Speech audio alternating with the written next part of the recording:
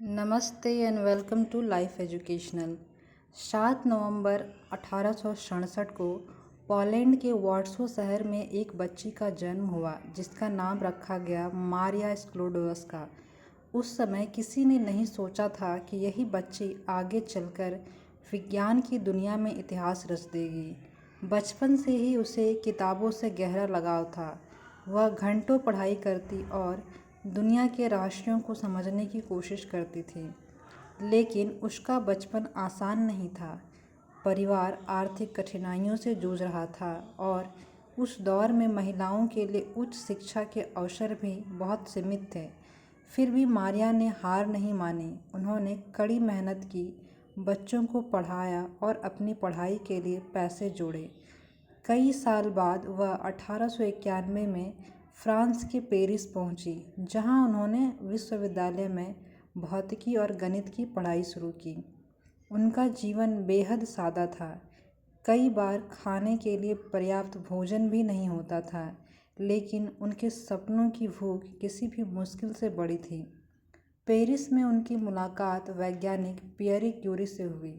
दोनों का विज्ञान के प्रति जुनून एक जैसा था और जल्द ही उन्होंने साथ मिलकर शोध करना शुरू कर दिया।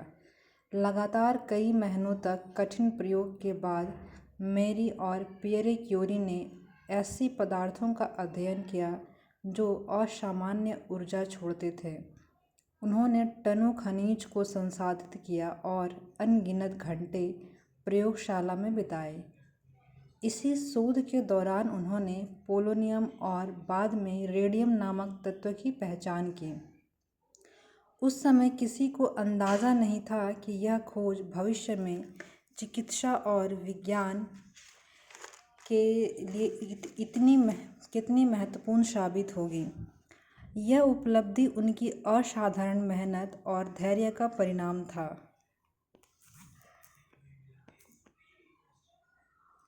1903 में उनके शोध को पूरी दुनिया ने सराहा और उन्हें भौतिकी का नोबेल पुरस्कार प्रदान किया गया। यह किसी महिला के लिए पहली बार था जब उसे नोबेल सम्मान मिला। वर्षों बाद 1911 में उन्हें रसायन विज्ञान का दूसरा नोबेल पुरस्कार भी मिला। 2 अलग अलग विज्ञान क्षेत्रों में नोबेल पुरस्कार पाने वाली पहली व्यक्ति बनकर मैरी क्यूरी ने इतिहास रच दिया। प्रथम विश्व युद्ध के दौरान मैरी क्यूरी ने अपनी वैज्ञानिक प्रतिभा को मानवता की सेवा में लगाया। उन्होंने मोबाइल एक्सरे यूनिट के उपयोग को बढ़ावा दिया, जिससे युद्ध क्षेत्र के पास ही घायल सैनिकों की जांच संभव हो सके। इस पहल से हजारों लोगों को समय पर उपचार मिला और चिकित्सा सेवाओं में बड़ा बदलाव आया। वर्षों तक रेडियोधर्मिता पदार्थों के साथ काम करने के कारण उनके स्वास्थ्य पर गंभीर प्रभाव पड़ा। उस समय विकिरण के खतरों की पूरी जानकारी नहीं थी, इसीलिए वे बिना आधुनिक सुरक्षा उपकरणों के शोध करती रहीं। इसके बावजूद उन्होंने विज्ञान के प्रति अपना समर्पण कभी कम नहीं होने दिया और अंत तक अनुसंधान में लगी रहीं। 1934 में मैरी क्यूरी का निधन हो गया, लेकिन उनका योगदान आज भी दुनिया को प्रेरित करता है। उनके शोध ने आधुनिक चिकित्सा, कैंसर उपचार और परमाणु विज्ञान के विकास में महत्वपूर्ण भूमिका निभाई।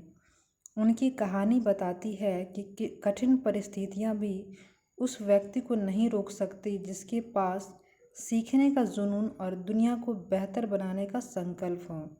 मैरी क्यूरी आज भी साहस, समर्पण और ज्ञान की खोज का एक अमर प्रतीक हैं। अगर वीडियो पसंद आए तो वीडियो को लाइक करें और चैनल को सब्सक्राइब करें। Thank you.